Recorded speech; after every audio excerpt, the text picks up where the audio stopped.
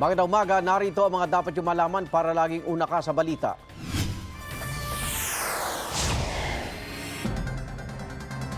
Sumiklab ang sunog sa isang residential area sa Navotas ngayong umaga.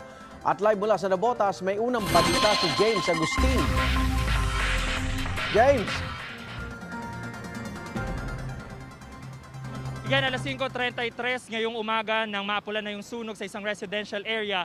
Dito po nga po yan sa Tanigues Street sa barangay NBBS sa Navotas City. Bago mag alas 4:30 na madaling araw, nagginising na malaking sunog ang mga residente dito sa lugar. Mabilis na lumaki ang apoy na nagmula sa bodega ng isang junk shop. Natupok din ang katabi nitong dalawang palapag na bahay. Kwento na may-ari, naglalaman ng plastik at mga gulong ang bodega. Hindi na rin nailabas ang kotse na nakaparada doon. Nadamay din sa sunog ang dalawang palapag na bahay sa bandang likuran ng junk shop. Umabot po sa ikalawang alarma itong sunog ayon sa Bureau of Fire Protection, pero inaalam pa nila yung sanhi ng apoy. Pero kwento sa atin nung isa doon sa mga natutulog malapit dito sa junk shop ay nakita niya na nagliliyab yung kawad ng kuryente. Samantala, papakita lamang natin yung sitwasyon. Yan po nakikita nyo na may mga bumbero na nandito sa area na ito. Ito po mismo yung bodega ng junk shop na sinasabi na may mga plastic at gulong dyan. Diyan nagsimula yung apoy. At kitang-kita nyo, yung nakaparada dyan na sasakyan sa bandang gilid ay tupok na tupok din. Nadamay yung katabing bahay niyan kung saan nandoon yung may-ari mismo nitong junk shop. Kahit may firewall doon sa may bandang likuran, merong nadamay na dalawang bahay na bahagyang nasunog at pinuntahan na natin doon. Ayon sa CDRMO, nasa 10 hanggang 12 pamilya yung naapektuhan dito sa sunog. Patuloy sinasawang investigasyon ng Bureau of Fire Protection ng Navotas. Yan muna po yung unang balita. Ako po si James Agustin, buong puso para sa Pilipino. Pauwi na sa kanilang bahay ang babaeng ito sa Barangay Masagana, Quezon City pasado 1:30 ng hapon kahapon. Sa parehong kalsada, makikita ang isang lalaki na nakasuot ng asul na t-shirt, shorts at may dala pang sling bag. Nagpalingali nga siya. Sa anggulo namang ito ng CCTV, lumiko ang babae sa Rigor Street at huminto saglit para gumamit ng cellphone. Ilang segundo lang ang lumipas, nakita na naglalakad na lalaki ang nakatalikod na babae. Masdan na may kinuha siya sa kanyang bag at nilapitan ng babae. Hinawakan niya ito sa leeg at tinutukan sa tagiliran. Nagpupumiglas ang babae hanggang sa makuha na sa kanya ang cellphone. Tumakbo siya papalayo sa lalaki. Ang suspect naman agad na tumakas. Kitang-kita na may hawak siyang patalim sa kanang kamay. Tangay na rin niya ang cellphone ng babae. Sa ilang pangkuha ng CCTV, tumatakbo na ang lalaki papali sa lugar. Ang babaeng nabiktima ng pang-hold up, 17 anyos lang na isang grade 12 student. Kwento niya, kagagaling lang niya sa eskwelahan na mangyari ang insidente. Inakbayan niya po kumagpit noon, sobra. Tapos noon, pagka-akbay niya po sa kamigpit noon, tinutukan niya po ako dito ng matalim po. After po noon, hawak niya na yung phone ko po. Tapos, sobra pong pagkahigpit niya po sa leg ko po talaga noon. So, tinatry ko po talaga na umalis po sa kanya kasi po natatakot po talaga ako. Aminado siyang gumagamit ng cellphone ng mga oras na iyon. May chinecheck po akong message po nun sa school. So, yun po, kaya po napahinto din po ko nun. Nakuha sa kanya ang cellphone na nagkakalaga ng 17,000 pesos. Regalo raw sa kanya ito ng mga magulang para sa kanyang kaarawan sa darating na Biyernes. Salamat pa rin po ako sa Panginoon dahil wala siyang ginawa sa anak ko. Hindi niya sinaktan. Sana mahuli siya para wala na po siyang mabiktima na iba. Nai-report na ng biktima ang insidente sa barangay at QCPD Station 8. Ayon sa mga taga-barangay, mas paigtingin nila ang pagronda. Nag-iikot po siya talaga na naghahanap po ng bibiktimahin. Presidente niyo ba rito yan? Hindi ho eh. Dayo po siya. Nagsasagwa na ng follow-up operation ng pulisya para mahuli ang suspect. Yan ang unang balita sa Quezon City. James Agustin, buong puso para sa Pilipino. Inaasa magiging typhoon ang bagyong tatawaging Josie sa pagpasok ito sa Philippine Area of Responsibility mamayang gabi o bukas ng umaga. Sa ngayon, isa na itong severe tropical storm ayon sa Pag-asa. Namataan ang sentro ng nasabing bagyo 1,830 kilometers east-northeast ng extreme northern Luzon. Taglay itong lakas ng hangin na aabot sa 95 kilometers per hour. nanatiling mababa ang tsansa na maglandfall ang bagyo. Posible itong lumabas ng PAR bukas ng gabi. Sa kabila niyan, napapalakas nito ang hanging habagat na nakakapekto naman sa Southern Luzon, Visayas at Western section ng Mindanao. Base sa rainfall forecast ng Metro Weather, asahan ngayong umaga ang pag-ulan sa malaking bahagi ng Mimaropa Region at ilang panig ng Calabarzon, Bicol, Western Visayas at Mindanao. Pagsapit ng hapon, uulanin na rin ang iba pang bahagi ng bansa. Posible rin ang ulan ngayong umaga sa ilang panig ng Metro Manila.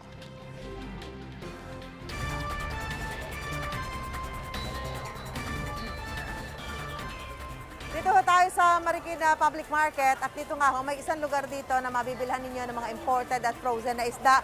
At doon sa mga nauna natin pakikipag-usap sa mga nagtitinda rito, sabi nga ho nila, sa hirap ng buhay ngayon, ay talagang meron ho silang market. Ano? May mga bumibili ho nito nga mga frozen at imported na isda. Gaya ng gulunggong, dahil di hamak na mas mura ho ang presyo nito kumpara sa mga sariwang isda. At tumatagal pang araw po ito. At sinasabi na pwede daw ho itong tumagal ng 2 taon. Balikan po natin yung issue tungkol sa pondo ng PhilHealth at makakapanayam natin ngayon ang Vice President for Corporate Affairs at spokesperson ng PhilHealth, si Dr. Shirley Domingo. Dr. Domingo, magandang umaga po. Magandang umaga sa iyo, Arnold, at magandang umaga po sa lahat ng nanonood po ngayon. Opo, linawin po natin. Yung pondo po ng PhilHealth, una sabi, nanganganib na po. Tapos bigla, forever. Kamusta lang po natin para sa mga miyembro? Kamusta ho ang lagay ng pondo ng ating PhilHealth? Opo, ang pondo po ng PhilHealth ay very robust po tayo actually. Meron tayong reserve funds at the moment at 177 billion. That is as of December 2021. May net income tayo ng 32.84 billion, no? May contributions tayo. This is December 2021 pa rin po. 171 billion. Tumaas siya by 15% actually compared to the prior year of 2020. Tapos meron rin tayong mga income earnings. Mataas din yun. Umabot siya ng 99.5 billion. Opo. So, bali yung pinagbasihan po ng OIC, ng PhilHealth na si Eli Santos sa budget hearing, kalimutan na po natin yun na Dr. Domingo. Nagkamali ho ba siya ng impression dun sa actuarial? Ano ba yung actuarial o buhay ng pondo? Opo. Hindi naman ho siya nagkamali. In a way, tama rin ang sinasabi niya. But kailangan i-explain kasi yun. That's an actuarial projection, no? Pag may pag actuarial projection, mahirap sabihin na ganito lang ang number of years because kailangan i-explain yon. Meron yan mga assumptions, meron yan mga scenarios, maraming scenarios yon, at yung projected outcome. Kung may gano'n naman meron rin tayong mga interventions para hindi lumabas yung mga outcomes na yan, no? In other words, marami pong ma-explain. Hindi lang natin pwede sabihin ganito lang number of years ang fund kasi maraming scenarios po yun. So yan yung actually po. So yung senaryo po ba ngayon, Dr. Domingo, ay para makakuha na rin ng dagdag na pondo para mas masabi natin matibay ang pondo ng ating PhilHealth? Actually, matibay naman po. Kasi every year naman, nagbibigay sa atin ang national government ng premium contributions ng indigent. Yan yung subsidy ng national government para sa premium contributions. Umaabot yan ng around 79 billion in the past year. Humihingi rin tayo for this coming year mga ganun rin, mga 80 billion rin. The complete amount is the total amount is 100 billion kasi kasama na doon yung i-remit ng PCSO at PAGCOR na fund. So every year po yon may national government subsidy tayo aside from the nakokolekta natin doon sa contributions ng direct contributors natin. So pwede nating sabihin para sa mga miyembro ito na nanonood ngayon na ang pondo ng PhilHealth ay may forever. Dr. Domingo. Yes po. I-assure namin po kayo because minamanage naman yung fund na yan. No? Okay. Meron tayong board members, mga galing DBM, Department of Finance, at tinitingnan naman yung pagka-manage ng fund na yon. Okay, magandang balita yan.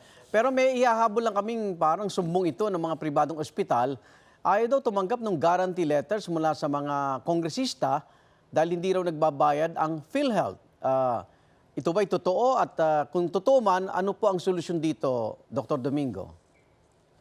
I think you're talking about two things, no? Yung guarantee letter, usually kinukuha yan ng patients either from PCSO or from the DOH, yung mais ng DOH. Guarantee letter na babayaran yung bill nila. Kasi ang PhilHealth, iba ang reimbursement eh. Sa total bill, binabawas na yung PhilHealth case rate. Tapos yun na siya. Usually, yung ibang patient, kung may balance yan, humihingi sila ng additional funds from other agencies. Tapos nagbibigay sila ng guarantee letter. Opo. Pero ito mga agency, ang nababanggit po rito guarantee letters mula sa mga kongresista. Hindi po pwede yun?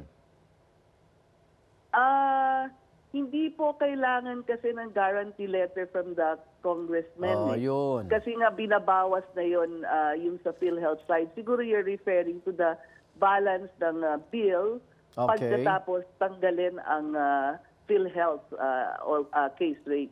Paalala na lang natin sa mga member. Baka kasi hindi ho ba sa mga politiko kinakailangan din magbigay ng ganon.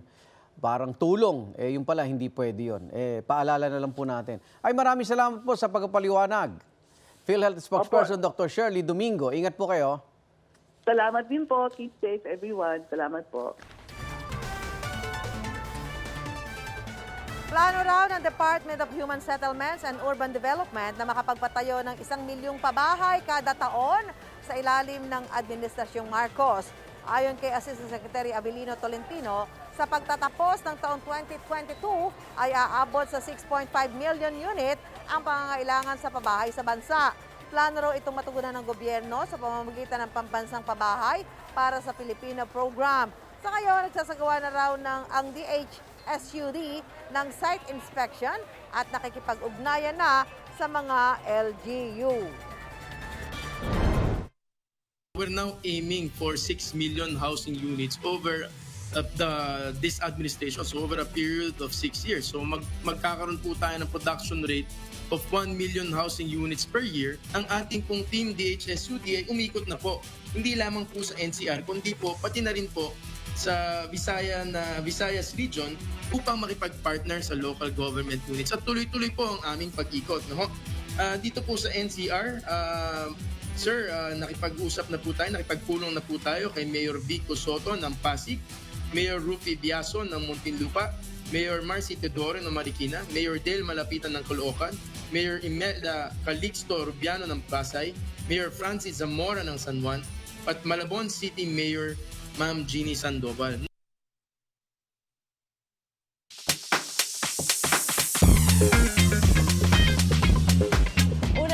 Thursday morning, spotted sa isang bar sa Bonifacio Global City o BGC ang 17-member na si Joshua Hong nitong weekend.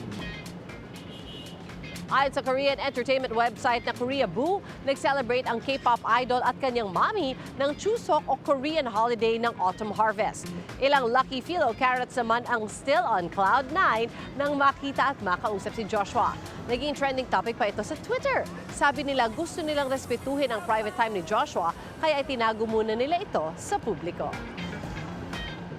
Nakorner ng mga responding police ang isang minor de edad na nagnakaw umano ng cellphone sa Santa Cruz, Maynila. May unang balita si Darling Kai. Yan ang habulan ng riding in tandem at isang pulis sa kalye ng Fugoso sa Santa Cruz, Maynila bandang alas 8 kagabi. Ilang saglit pa, inabutan ng pulis ang dalawang lalaki. Nakatutok ang kanyang baril habang pinapara ang mga ito. Pero lakas loob pa ring tumakas ang angkas. Agad pinadapa at inaresto ng pulis ang rider. Snatcher pala ang dalawang lalaki. Kwento ng biktima, naglalakad silang magkapatid nang may humablot sa hawak niyang cellphone. Pagkuha po ng cellphone, sigaw po ako. Sabi kong, Kuya, yung cellphone ko po. Wala po kaming napansin po talaga. Kaya po yung cellphone po namin, ginaganyan po namin. Kasi wala po kaming narinig na ng motor po eh. Mahalaga pa naman daw sa kanila ang cellphone na iyon para makontakt ang pamilya sa Cebu. Kinakabahan po ma'am kasi first time po namin yun nangyayari po. Akala po namin sa TV lang po namin yun mapanood, pero nangyari na po sa amin. Mabuti na lang daw at may dumaang pulis na tumulong sa kanila. Nadaanan niya po yung biktima na hinablutan ng cellphone itong mga suspect natin. Then nung narinig niya na may sumigaw, na kinuha yung cellphone niya, ito pong pulis natin, hinabol niya yung suspects. Hanggang nagkaabutan po sila dun sa Lope de Vega Street. Na-recover ang motorsiklong ginamit nila pero tinangay ng tumakas na suspect ang cellphone. Sa investigasyon, may utang ang na-corner nilang minor de edad kaya raw niya ito nagawa. Nagtatrabaho siya sa isang computer shop. Meron siyang parang na-dispalgo na pera na around 20,000. So parang naubos yung pera na yon at namomroblema siya kung paano babayaran dun sa may-ari ng computer shop. So ngayon siguro, dala ng kahirapan din at hindi niya alam kung paano papalitan yung pera na yon, nagtangka sila na mang-snatch ng cellphone. Patuloy na hinahanap ang nakatakas na suspect habang ito turn over sa DSWD ang minor de edad na nahuli. Sana po, lalo na sa gabi, magdagdag ingat po tayo. Kung maaari po, umiiwas po tayo maglabas ng mga mamahaling gamit, lalo na pag nasa kalsada tayo. Yan ang unang balita sa Maynila. Darlene Kai, buong puso para sa Pilipinas. Arestado sa San Jose del Monte, Bulacan ang suspect sa pagpatay sa isang dalagita sa 13 Martires, Cavite nitong Martes. Natuntun kahapon ng mga pulis ang construction worker na si Elden Alegria sa sitio Adaba Hills sa Barangay Manuyan. Kasama rin sa inaresto sina Joy Alegria at Pepito Baluran dahil sa pagtulong umano sa pagtatago ng suspect. Dasa kustodiya na ng mga otoridad ng mga suspect na hindi nagbigay ng pahayag. Ngayon nabawasan na mga gumagamit ng face mask. Apektado kaya ang bentahan nito? Alamin natin mula kay Darlene Kai live. Darlene, nakamask ka pa rin.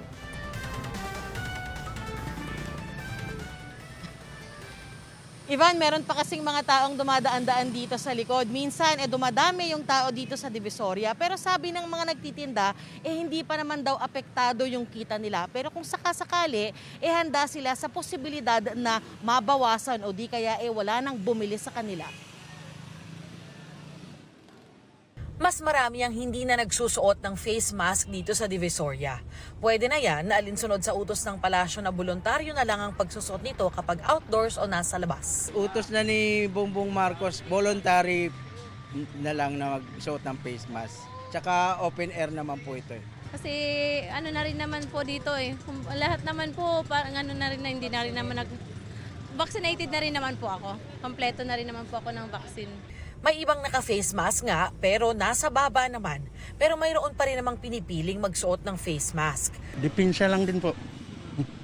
Mahirap nang alisin natin to para safety.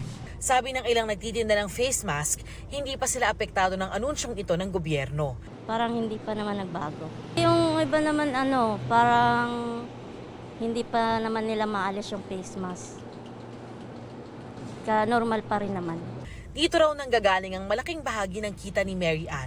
Pero handa raw siya sa posibilidad na humina o tuluyan ng walang bumili ng face mask. Wala akong naramdaman.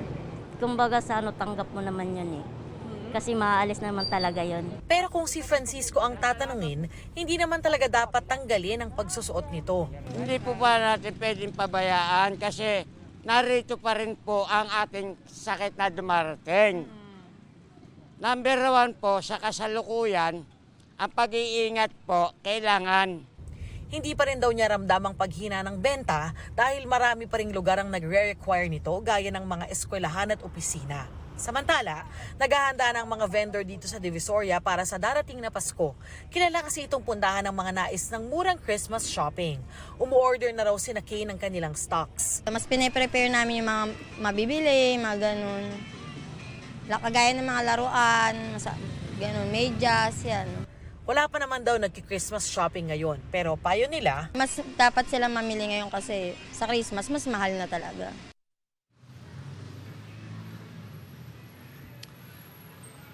Nandito kami sa kalye ng Ilaya sa Divisoria at dito makikita yung lahat ng klase ng pangregalo na pwede ninyong maisip. Sa ngayon, kakaunti pa lang yung mga namimili rito. Kaya ang payo po ng mga nagtitinda, maaga na kayong mamili kung meron na kayong budget para rito para hindi na kayo sumabay sa Christmas rush. 24 oras namang bukas ang mga stalls dito. Yan ang unang balita dito sa Divisoria. Ako po si Darlene Kai, buong puso para sa Pilipino. Ngayong tag-ulan, isa sa mga posibleng makuhang sakit sa baha ang leptospirosis. Ang lungsod ng Marikina may programa laban dyan. At live mula naman sa Marikina, may unang balita. Si Bam Alegre. Bam, good morning. Ron, good morning. Iwas-iwas muna yung mga mabait kung tawagin dito sa Marikina dahil oras na makahuli ng daga rito, pera ang kapalit mula sa LGU. Kalbaryo ng Marikina, ang baha tuwing tag-ulan. Dagdag pa ang banta ng leptospirosis kapag humalo ang ihi ng daga sa tubig baha.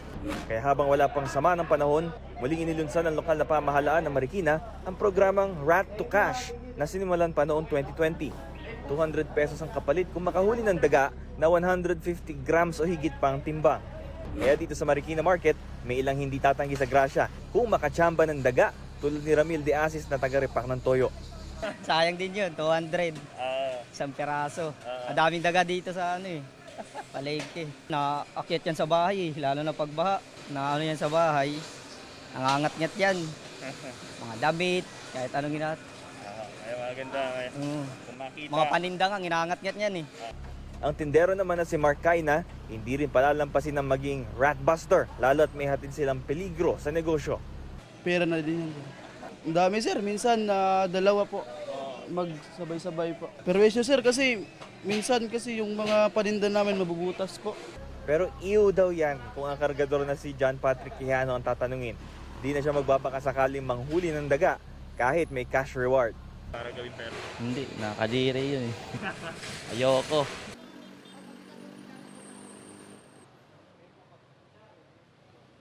So Ivan, sa oras na to, pasado alas 7 ng umaga, ito yung body count natin ng mga dinala rito ng mga daga. Ito ay dead or alive na tatanggapin dito sa opisina na ito.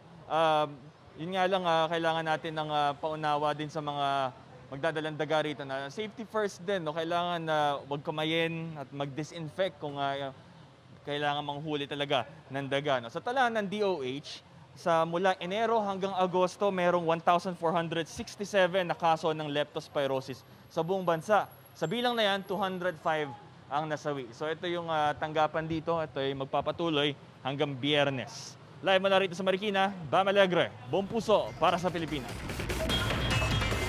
Ni-raid ng mga otoridad ang isang bilyaran sa Santo Tomas, Batangas dahil sa umunoy pustahan at paglabag sa health protocols.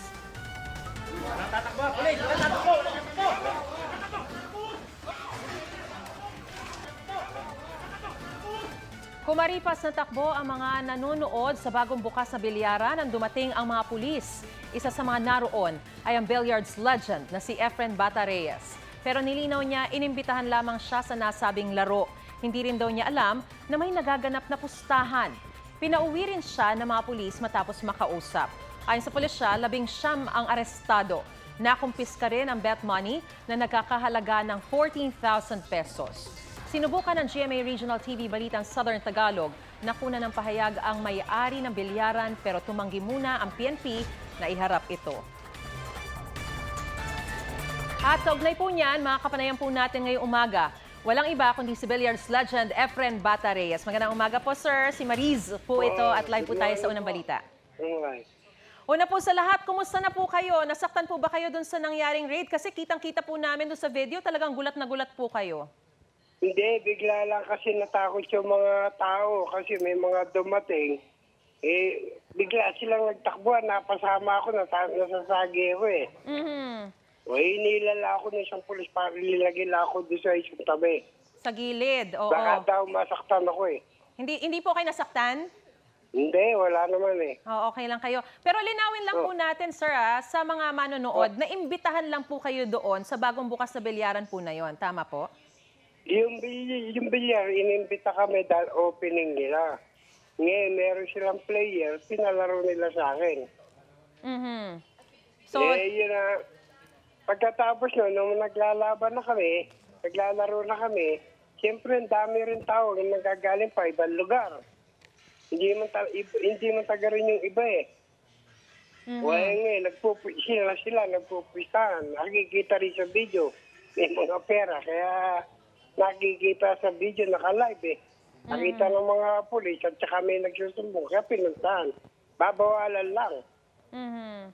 Ano po ang sinabi sa inyo ng pulis? Kasi inimbitahan kayo sa presinto.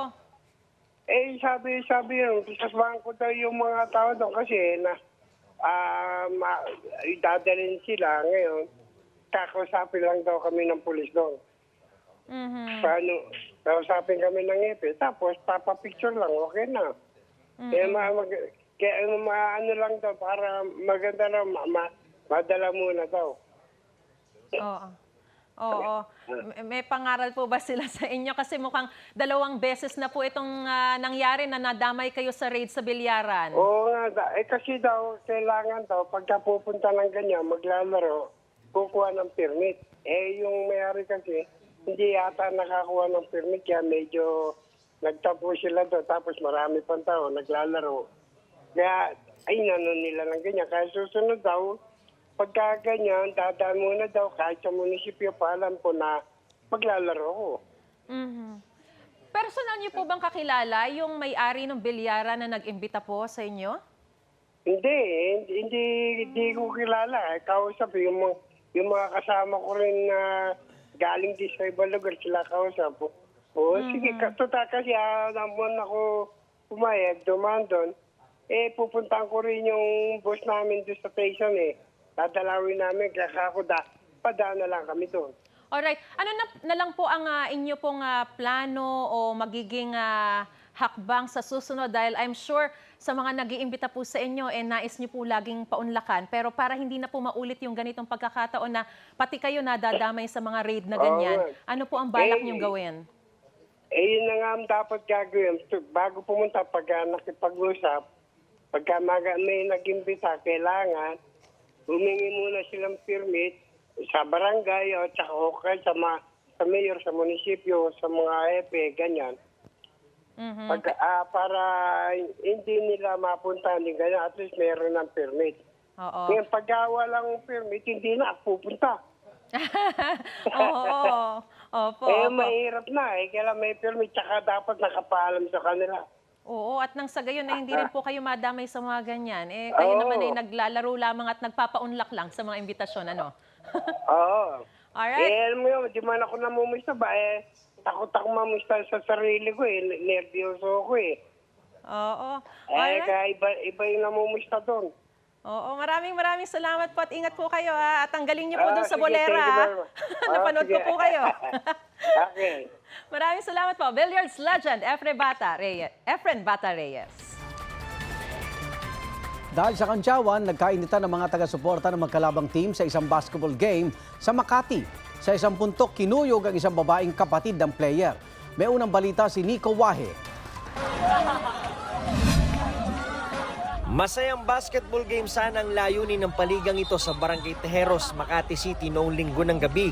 Dikit ng laban ang dalawang koponan, pero tila dikit din ang kantsawan ng mga taga-suporta ng magkabilang panig.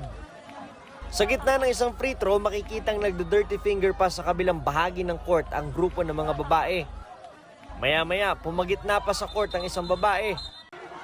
Matapos ang laban, heto na ang sumunod na nangyari. Makikitang inilalayo ng lalaki sa kumpol ng mga tao ang babaeng nakapink, pero bigla siyang sinugod ng babaeng nakaasul.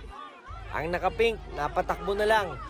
May ilan pang nagtangkang humablot sa kanya, hanggang sa makorner siya sa may pader matapos mahablot ang kanyang buhok. Sa isa pang kuha ng kamera, makikitang sinasabunuto na siya ng mga babae. May umawat na lalaki pero hindi pa rin napigilan. May sumugod pang isang lalaki at nanuntok. Dito na lalong nagkagulo. Ang babaeng pinagtulungan ay ang 15 anyos na si Itchang, hindi niya tunay na pangalan. Kwento niya nandun siya para suportahan ng kanyang kuya na isa sa mga player.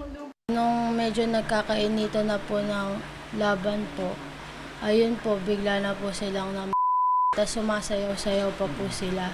Tapos nung nung matambakan na po yung team nila, kami naman po yung nangasar. Team naman po namin yung mga sumusuporta naman po.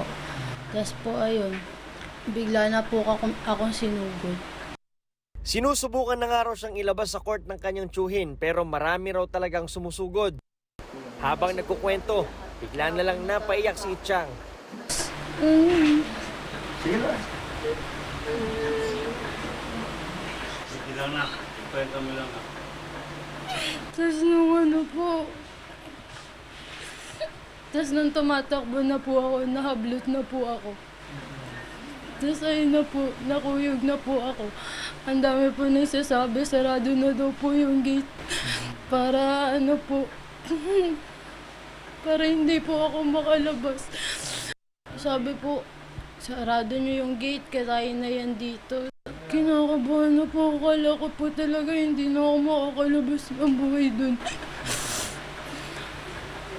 Hindi matanggap ng kanyang mga magulang ang nangyari sa anak. Nung napanood ko na po yung video, grabe, papatayin po pala talaga ang anak ko. Sinisigaw na po yung na yun, kilala niya po ako eh. Alam niya na anak ko to, alam niya na minor. Bakit po kailangan ganun? Ang lalaki ng katawan nila. Hawak na po ng pinsan ko eh. Hinatak pa sa kanya. Grabing trauma raw ang idinulot ng insidente kay Itchang. Hindi po ako nakakalabas ngayon ng walang kasama, sir. Hindi nga po ako nakakapasok ng school eh. Kasi po baka abangan po ako. Hanggang ngayon, dinadaing pa rin niya mga tinamo mula sa pambubugbog. May gas-gas siya rito sa kanang Yun lang naman na nakita ko. Yun lang. Tapos sabi niya, sumasakit daw yung likod niya, tsaka yung ulo. Humingi kami ng tulong sa barangay para makausap ang ilan sa mga nambugbog. Pero ayon sa barangay, tumanggi raw na magpa-interview ang mga ito. Desidido namang magsampa ng kaso ang pamilya ni Itchang. Ang barangay ipinatigil muna ang paliga. Wala naman kasi nung nagkakagulo dito simula nung liga na yan. Biglaan lang ito lang taka. Tsaka yung mga player, hindi naman talaga nag-aaway. Wala naman nag-aaway ng mga player. Nagkataon lang talaga yung mga audience ng talagang biglang nagkaganon. Sa dami namin umaawat mga lalaki doon, talagang hindi lang talaga nakayanan sa dami kasi rin ng mga babae. Yan ang unang balita sa Makati City. Nico Wahe, buong puso para sa Pilipino. Ang balikan po natin ngayon, nakasama natin si Susan Enriquez sa Marikina Public Market. Susan. Bagamat maraming mabibiling sariwang isda dito sa Marikina Public Market, ay mabili pa rin yung binebenta dito frozen at imported na isda gaya ng galunggong. Sa katunayan, sa pagmamasid ko dito mula nang dumating kami kanina, ilang beses na sila nakapaglagay dito ng galunggong. Ayan, ang isang tumpok, ayan di ba, kulang-kulang 1 kilo yan. Isang tumpok ko niyan ay 100 pesos. So kung medyo gapos ka sa budget, may 100 pesos ka, pwede mo na ipaksiw o iprito itong galunggong na ito na sinasabi nga isa sa mga paborito natin mga Pilipino. At ito nga kay Mansani. Mansani, itong imported na galunggong ninyo, marami ang bumibili? Mas marami pong bumibili. Mas maraming bumibili. Opo. Ano sabi ng mga bumibili? Mas marami kasi mura kaysa Sa Lokal, lokal. sariwa. Bakit mas mura ang benta nyo ng galunggong na imported? mura rin ho kuha namin ng pang-box. Mas mura din ang kuha ninyo. Itong isang tumpok na 100 pesos, gaano ho yan? Gaano sa timbang yan? Kulang-kulang 1 kilo? Kulang 2 ports. Yan. Mag 3 ports na. Sa pamilya ho, 5 miyembro na isang pamilya, sasapat na ho ito. Meron na ho kayong pang-agahan. Meron na rin kayong panghapunan o kaya naman ay tanghalian dahil marami ho. Yung isang tumpok ho halos sa 10 piraso yung laman, 100 pesos lamang ho. So, kayo ho, kahit ho may mga nagtitinda ho dito ng mga sariwang isda, talaga meron ho kayong bumibili nito. Opo, mas Hindi ho kayo nawawalan. Hindi po. At araw-araw kayo may binibenta na box. imported na frozen galunggong. Ayan, oo. So, syempre, dahil nga po sa hirap ng buhay ngayon, Mansani, iba isa sa mga dahilan ng mga bumibili dyan, Ang hirap ng buhay ngayon, mahal ang Opo, isa po yan. Mahal ang bilihin. Mas affordable to, mas mumura mabili. Yan, so, kumpara sa kumpara doon sa, magkano ba kilo nito? Ang kilo?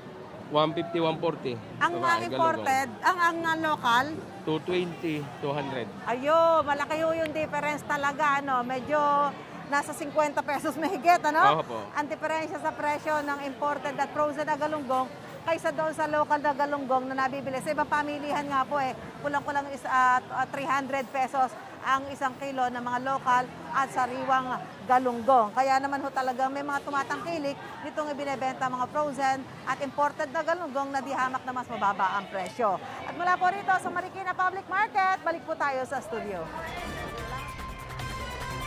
Handa raw si Pangulong Bongbong Marcos na sagutin ang issue tungkol sa sinisingil na estate tax sa kanyang pamilya. Kahit final at executory na ang desisyon sa kaso, gusto niyang pabuksan muli ito. Narito ang aking unang balita. Isa pong malaking karangalan na makasama natin ngayong Nais ni Pangulong Bongbong Marcos na muling buksan ang kaso kaugnay sa sinisingil na estate tax sa pamilya Marcos. Sinabi yan ng Pangulo sa panayam ng aktres at TV host na si Tony Gonzaga. Open the case and let us argue it. So that all of the things that we should have been able to say in 1987, 88, 89, that we were not able to say. What did you want to say nung 86, 87, 88, 89? Isa-isahin namin talaga yung sinasabi nilang property. Kasi hindi maliwanag ang pag-aari ng mga property na sinasabi amin. Sinasabi namin hindi amin yan. Huwag niyo kami tinatax dyan. Sabi ng Pangulo, hindi raw sila nagkaroon ng pagkakataong sumagot sa kasong ito. Hindi raw sila nakapagpresenta ng argumento dahil nasa Amerika raw sila nang lumabas ang kaso. Kaya dapat daw buksan muli ang kaso para tuluyan na itong maresolba. Well, we are actually encouraging that this finally be resolved, because I don't want to make a legal opinion for which I am not qualified. But rather to say that we were never allowed to argue, because when this case came out, we were all in the United States. So when it was the time for us to answer, we had no chance to answer because we were nakakulong in Hickam Air Force Base in Hawaii. Ilang beses na rin daw siyang pumirma ng quitclaim para patunayang wala silang kinalaman sa mga ari-ariang iyon. Paano po sila nag-come up ng 203 billion Hindi ko na alam. figure? Basta pinagsama-sama lang nila kung ano-anong property. Yung karamihan doon, hindi talaga wala kaming kinalaman doon. In fact, pumirma na ako, ilang beses na ako pumirma ng quitclaim na tinatawag. Kung talagang gusto niyo kunin nyo, hindi amin yan 1986 nang umalis ang mga Marcos sa Pilipinas patungong Hawaii matapos ang EDSA People Power Revolution. Pagsapit ng 1989, pumanaw doon si dating Pangulong Ferdinand Marcos Sr.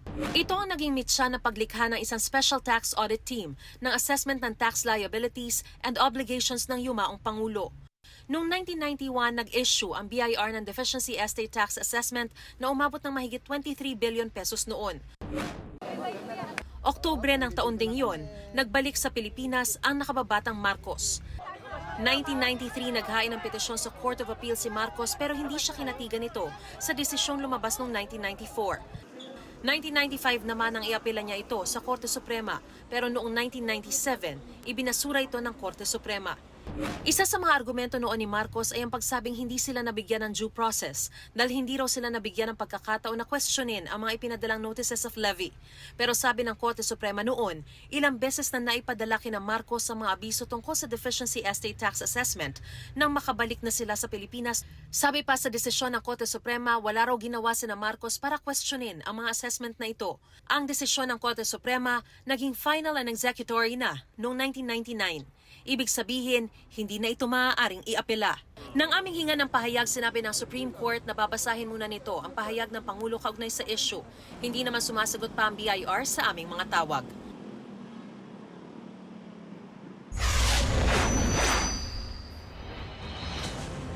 Balita mula sa probinsya, patay ang isang babae matapos pagbabarilin sa Magsingal, Ilocos Sur. 8 naman ang patay sa aksidente sa Misamis Oriental at Quezon Province. Narito po ang unang balita. Sa kuha ng CCTV sa Maharlika Highway sa Barangay Ikirin, Pagbilao, Quezon, makikita ang isang truck na may kasalubong na isang tricycle na minamaneho ni Marvin Lopez. Bahagyang napunta sa kabilang linya ng kalsada ang tricycle at sumalpok sa truck. Tumilapon ang 4 na pasahero nito at namatay. Sugatan naman ang 2 sakay ng kasunod na tricycle na nadamay. Nasa kustodiya na ng Pagbilao Police ang truck driver na si Rafael Jovinal Jr. Ayon sa pulisya, posibleng nawala ng kontrol ang driver ng tricycle dahil pakurba ang kalsada. Patuloy ang investigasyon sa insidente. Sinisika pa ng GMA Regional TV Balitang Southern Tagalog na makuna ng pahayag ang pamilya ng mga biktima. Sa Balingasag, Misamis Oriental, dead on the spot ang 4 na sakay ng isang van matapos itong bumangga sa kasalubong na trailer truck. Kinilala ang mga biktima na sina Bertley Esperat, Lucille Rosette Cardinales, Estelia Dalangin at Erica Manangkil. Dinala naman sa ospital ang isa pang biktima. Batay sa investigasyon, posibleng nakatulog ang driver ng van kaya napunta ito sa kabilang lane. Nasa kustodiya na ng pulisya ang driver at pahinante ng truck na sina Roy Desio at Emiliano Pomosino na posibleng maharap sa kasong reckless imprudence resulting in multiple homicide, physical injuries, and damage to properties. Wala silang pahayag. Patay naman ang isang babae matapos pagbabarilin sa Magsingal, Ilocos Sur. Kinilala ang biktima na si Flor de Liza Urubio. Ayon sa anak ng biktima, nagsabi lang ang kanyang ina na pupunta sa kanilang kubo bago mangyari ang krimen. Inaalam pa ng mga otoridad kung sino ang salarin at ano ang motibo ng krimen. Hustisya ang sigaw ng mga kaanak ng biktima. Yan ang unang balita. Darlene Kai, buong puso para sa Pilipino. Westminster Hall na sa London, United Kingdom, ang labi ni Queen Elizabeth II. Dinala raw ng labi para sa public viewing. Mula sa Buckingham Palace, sinundan ng royal family members ang kabaon ni Queen Elizabeth. Kabilang sa kanila ang mga anak na sina King Charles III, Princess Anne, Prince Andrew at Prince Edward. Naroon din ang mga apo ng reyna na sina Prince William at Prince Harry. Nag-alay naman ng mga bulaklak at mensahe ang mga taga-suporta ni Queen Elizabeth II. Isasagawa ang state funeral sa September 19. Inilunsad ang Department of Education ang kauna-unahang balsa-aralan sa Balabac, Palawan. Para po ito sa mga mag-aaral ng Alternative Learning System. Ayon sa ulat ng Super Radio Palawan, literal na lumulutang sa tubig ang Learning Center na gawa sa mga plastic na drum. Kasya raw ang 20 mag-aaral sa balsa na kumpleto ng learning materials at may kuryente, TV at Wi-Fi. Una raw itong maglalayag sa Barangay Arabor para magbigay ng kaalaman sa mga out-of-school youth. Kapuso, mauna ka sa mga balita. Panoorin ang unang balita sa unang hirit at iba pang award-winning newscast sa youtube.com/GMA News. I-click lang ang subscribe button. Sa mga kapuso abroad, maaari kaming masubaybayan sa GMA Pinoy TV at www.gmanews.tv.